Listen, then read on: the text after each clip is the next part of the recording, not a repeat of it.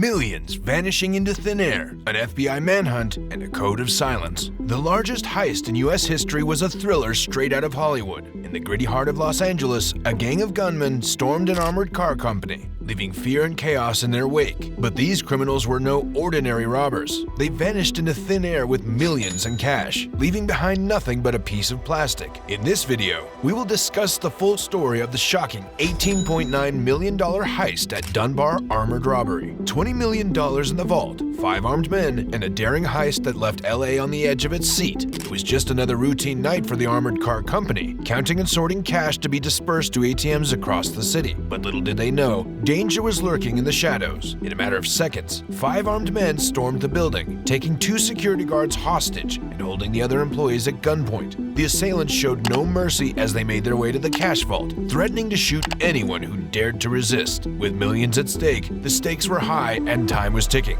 Will the thieves get away with the loot, or will justice be served? Find out with us. 10 minutes of pure chaos, millions of dollars, and a ruthless leader barking orders with cold precision. The leader, using only a numbered code, directed his men with a concealed radio headset. The robbers were like a well-oiled machine, wasting no movement as they loaded millions onto the truck. But that wasn't enough. They left behind a trail of destruction, removing the surveillance recorder and stealing the vault manager's pickup truck keys. As the employees feared for their lives, the robbers disappeared into the night, but the guards refused to be defeated. They took a risk and called 911. That was no ordinary heist. The robbers moved with military precision and had an insider's knowledge of the facility. LAPD detectives, led by the experienced detective John Licata, were quick to secure the scene and began their investigation. With clues that included stolen keys and a familiar voice, the team worked tirelessly to uncover the truth. But the forensics presented a shocking twist. The robbers didn't force their way in. The gunman used a key, faked forced entry, and stole $18.9 million. Robbers targeted cash bins and avoided stamps and checks, new video surveillance locations, and broke backup VCR lock. Maintenance found a broken reflector, possibly from the suspect's vehicle. Little evidence to identify the vehicle. FBI joins insured $18.9 million heist investigation. Agent studies crime scene video and seeks public help. Vague descriptions of 5 armed robbers released, believed to be black, 1 possibly Hispanic. Victims saw skin color through mask eye holes and heard voices. Reward offered. Employee recognizes possible robber's voice and picks ex-driver from a photo lineup. Ex-driver recently left LA for New Orleans, questioned by FBI agents. Alibi confirmed, ruled out as a suspect. Investigators believe inside job, but no solid evidence. Robbers are still at large with $18.9 million. The vault manager recognized the voice of one of the gunmen, who he believed was Alan Pace, a recently suspended employee. The FBI investigated Pace's employment history but found that he was at a party with his girlfriend on the night of the robbery, which was confirmed by witnesses. Investigators searched for physical evidence to move the case forward. A cracked amber lens found at the crime scene was the only clue they had, indicating that it came from a diesel truck used in the heist. They interviewed people who frequented the area near the armored car facility and found a homeless man who saw a mid-sized rental truck idling near the facility on the night of the robbery. The description of the diesel rental truck matched the victim's statements, and employees at truck rental facilities recognized the type of lens found at the crime scene. The lenses frequently fell off and needed replacement. Authorities subpoenaed rental truck facilities for records of rented trucks 2 months prior and after the robbery, but none were rented by Alan Pace or his girlfriend. With no concrete evidence, the FBI and LAPD began surveillance on Pace, but he did not show signs of newfound wealth.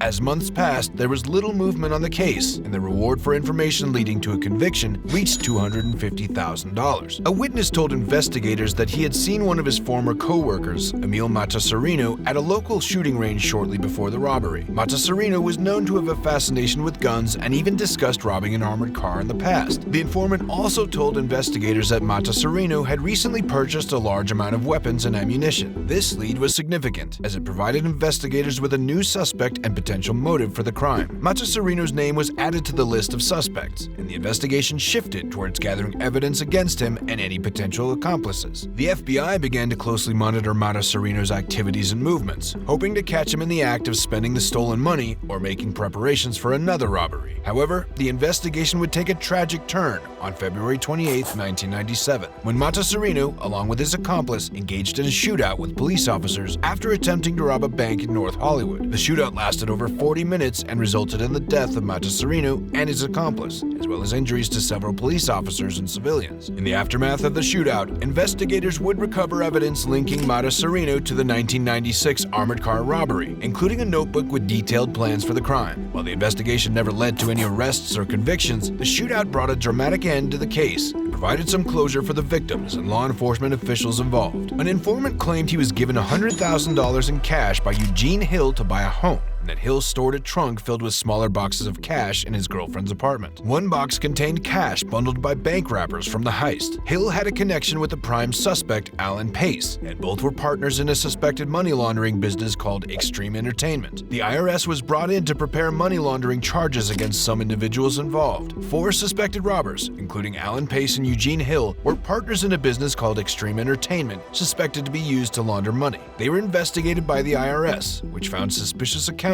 books and discovered a second source of income for Hill from a company called Rainforest. Hill and another man, Thomas Johnson, had invested $2 million in Rainforest, a legitimate company, and a classic money laundering scheme. While the 5 men were strong suspects, no direct evidence connected them to the $18.9 million robbery. Detectives cross-referenced suspect names with truck rental records and found that Eugene Hill had rented the suspect vehicle used in the robbery. The truck was located, and an amber lens found at the crime scene was compared to the truck's light assembly.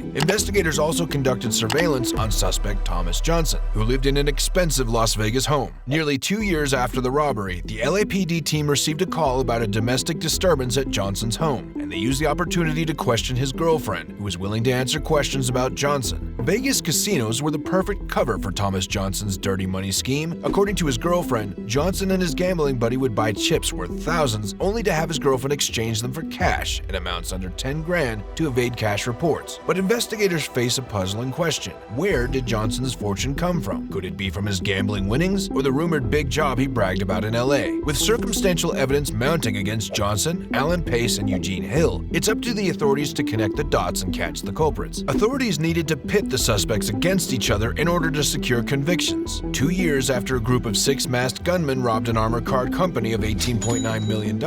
Despite having strong circumstantial evidence against 5 individuals, including the FBI, IRS, and LAPD, there was no direct link to the crime. The only physical evidence recovered was a cracked amber lens found in the loading area of the armored car company, which investigators believed fell off a truck rented by suspect Eugene Hill a day before the robbery. To investigate further, the broken lens and other lenses from the truck's running lights were sent to the FBI lab in Washington, D.C. Forensic metallurgist Michael Smith compared the marks on the broken lens to those on other lenses from the truck. In this case, the marks on the broken lens resembled the rings on a tree. To determine whether they lined up or not, a high-powered comparison microscope was used. A perfect match was made, indicating that the same tool had produced all the lenses during the same work session, and that the broken lens most likely came from the truck rented by Hill. The forensic evidence was compelling, but it was not enough to definitively prove that Hill or the other 4 suspects were present during the robbery. Assistant U.S. Attorney Al Casega needed stronger evidence before authorizing arrests, and she hoped that Hill's girlfriends would provide it. 2 of Hill's girlfriends had been identified, and both seemed to be spending cash in amounts that were suspiciously large for approximately 2 years after the robbery. It was decided that it was time to talk to these women in Hill's life. One of the girlfriends, concerned that charges might be filed against her, came forward and told investigators what she knew. She revealed that after the date of the robbery, Hill suddenly had a lot of cash. She said that Hill had stored 2 footlockers filled with boxes of cash in her apartment. She and a friend helped him count and sort thousands of bills, and Hill told her that before the new crisp bills could be spent, they needed to look worn. She even washed them to achieve the desired appearance. Thomas Johnson was said to have participated in the operation to buy gambling chips in Las Vegas with washed bills and turn them in for new cash, as confirmed by his girlfriend's statement. In exchange for her testimony, prosecutors agreed not to press charges against her. FBI agents and LAPD detectives were interested in talking to Eugene Hill's sister regarding bank accounts uncovered by the IRS. Her records showed unexplained cash deposits, as well as checks being written for motorcycles, vehicles, and other consumer goods. This raised suspicions that Eugene Hill may have been spending money he couldn't explain. explain. Hill's sister agreed to talk to investigators after making a phone call that appeared to be a numeric page. However, when questioned about her brother's financial matters, she was evasive and claimed to be unaware. Just as investigators were questioning her, Eugene Hill arrived and denied knowledge of the armored car company robbery. He refused to answer questions at that time, but agreed to meet with them the next morning at their office. Due to his significant flight risk, investigators were concerned as he appeared to be loaded with cash. The FBI arrested Eugene Hill, a suspect in an armored car company heist, based on circumstantial evidence. Assistant U.S. Attorney Alka Sager made the decision to arrest him to prevent him from alerting the others to the investigation and fleeing. A search of Hill's home found ledgers showing he had purchased real estate in other people's names, including prime suspect Alan Pace. Hill confessed and implicated Pace as the mastermind and leader of the gang. Eugene Hill knew all of the men involved in the heist except for the sixth, who was a personal friend of Alan Pace. Pace planned the robbery for a Friday night when few employees would be working. He instructed them to tie up the employees, take the money, and they would be in and out in half an hour. Hill rented the truck and met the gang at a party before midnight. During the robbery, one man stayed with the truck while the others loaded it up.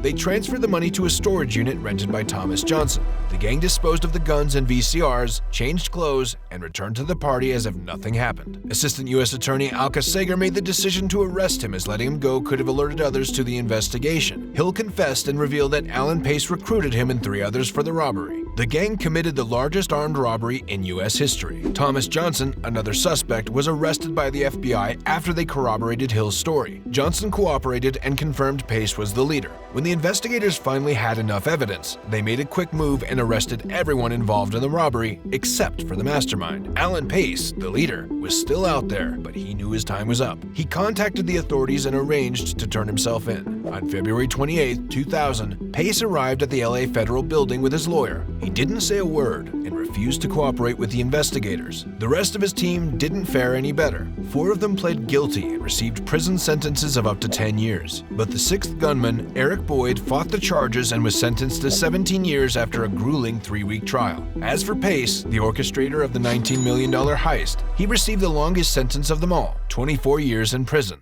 The FBI seized all their assets but only managed to recover about $5 million of the stolen money. The rest is still missing, leaving us to wonder if it was spent or hidden somewhere else. But the felons should be aware the FBI is watching. If they try to make any moves to recover the hidden money, they'll go straight back to jail. This is the untold story of a daring heist that ended in a long prison sentence for the mastermind.